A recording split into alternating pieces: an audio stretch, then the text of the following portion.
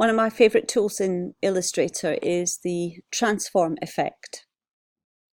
And that's very easy to use, but it can give you so many different variations if you want to create abstract patterns, chaos, or orderly constructions.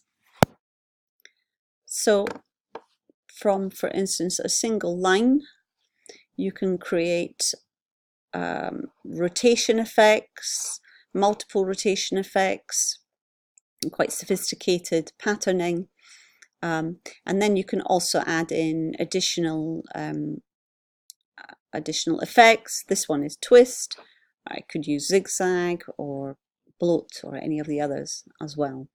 Now, what actually happens is you only have one line, and although you can see multiple lines, there's still only one line in each of these pieces. So even here, there's just one line. Down here, there's a single rectangle, and it just depends on the way that the transform tool has been used, how we're extruding and multiplying and creating form and adding additional effects to it. So if you start with a single line, and I'm going to duplicate it so that I've got a record of my journey. And this, I'll just shrink it down a little bit, make it a bit smaller.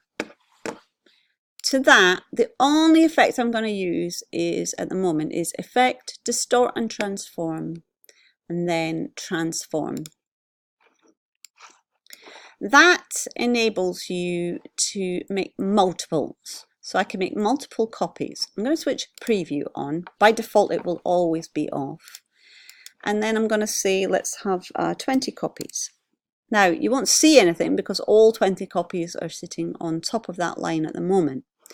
If I move them through space, so if I move them to the right this way or to the left this way, through the horizontal, you'll see those 20 lines. So we can spread them out or pull them together. It's a very quick way to get any number of lines. It could be 50.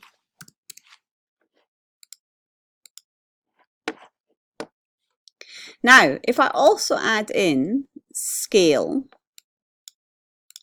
then what will happen is we will, by increment, add in more and more space. So 103%. And let's just pull it in a little bit.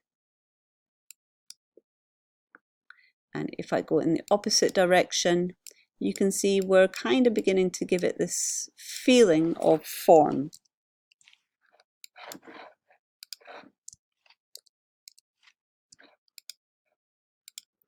Now the size of the stroke will be repeated throughout. So you might want to make your stroke finer, or you might want to make it thicker, depending on the effect that you're trying to create.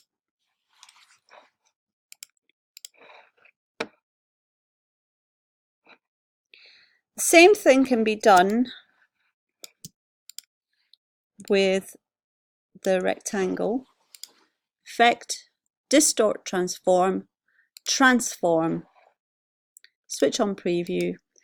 This time I'm just going to make 20 copies. Again, they're all sitting on top. They're not actually real. And then I'm just going to spread them out so you can start to see how that works. I'm going to reduce the number of copies so that I can introduce a little bit of scale into this one as well.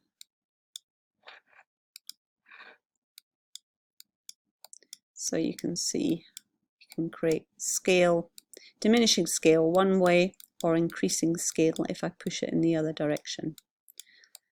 And it almost begins to give it this three-dimensional effect. Now I can also add in rotation effects.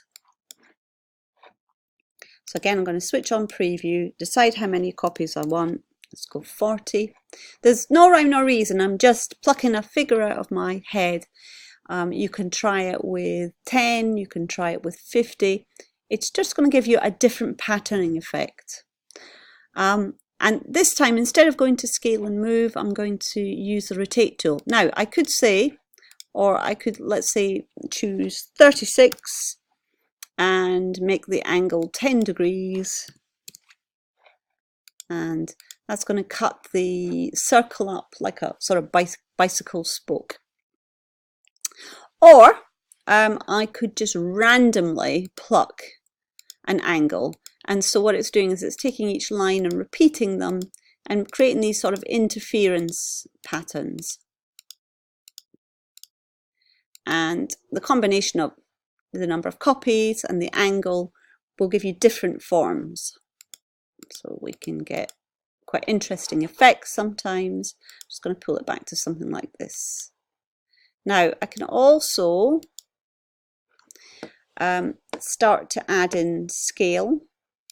Be very careful with this because it grows very quickly, so you don't really need to add in very much, but you can see I can get some really nice effects. Let's move this down like so. And then of course I could introduce movement in as well, and that's going to create a different sort of complexity. I'm going to put that back. My advice is not to throw everything at the same thing, maybe using rotate with scale, maybe move with scale, and you could try rotate with move as well. And don't chuck everything at it, because what can quite often happen is you end up with a big bird's nest like this. Okay, which is great if you're after a bird's nest like this. So here's what I've made earlier, and it's still one line. So if I ever want to see how it's been constructed, I can go into the appearance panel.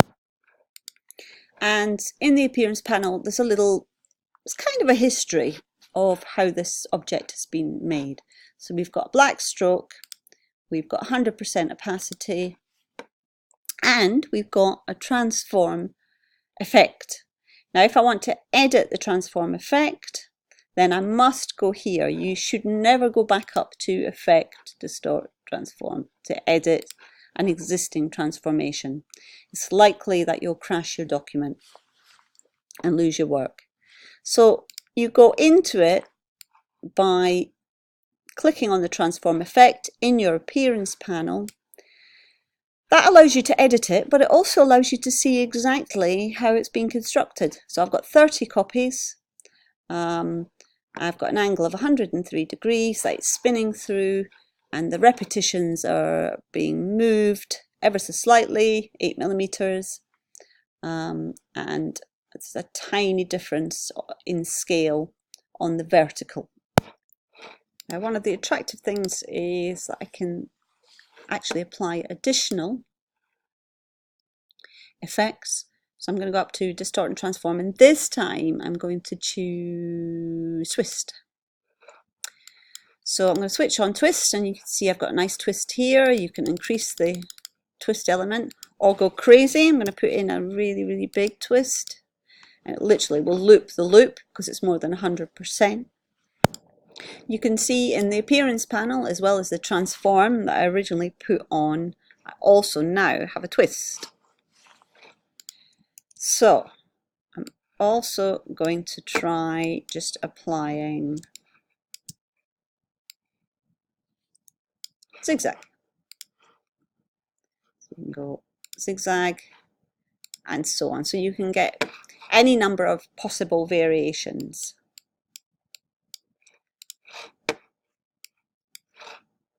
The really cool thing about using the transform tool is that not only does it work on lines and shapes, but you can also really just use it on drawings that you've made with the pen tool or the pencil tool or even the brush, and you can rotate and manipulate scale and movement to create all different sorts of possibilities.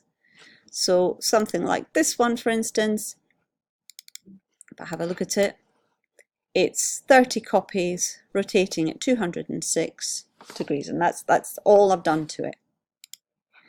What's also really nice about it is it's all fully editable. So if I took my direct selection tool, I could go in and select an anchor point and still manipulate it. So we could create endless possibilities from one single shape. A shape as simple as this can create a sort of cornucopia effect, as well as many other interesting effects. So I'm going to apply distort and transform. I'm going to make it about 50 copies. And then I'm just going to move it through the horizontal backwards. So I'm going to go to about 80 to 90. So you can see you can get some nice, interesting shapes anyway. Just make a copy of that. I'm going to go back into the transform. I'm going to add in a bit of movement, so something like about 8 millimeters. Switch on preview, and you get this kind of effect. And then in order to get the full rotation, you need to figure out what angle to turn it. And each circle, depending on the actual scale of the circle and the variation of the combination up here, is going to be slightly different. Once you have a drawing, and if you did want to get in there and change the colors instead of it just being one monotone, then it is possible. What you need to do is you need to expand the original drawing. So this particular drawing is based on this little drawing that I made with my pen tool. It could be something that you do with your pencil as well. So if I ask it to fully correct my pencil, make it smooth, and then create a drawing, something like that. And then it's a matter of using the transform tool. I've given it 40 copies and I've worked out the angled rotation. That's going to work best. To break it up, I simply say Object, Expand Appearance. That's going to let you get in there and change all of the colours. Note that it will form a group.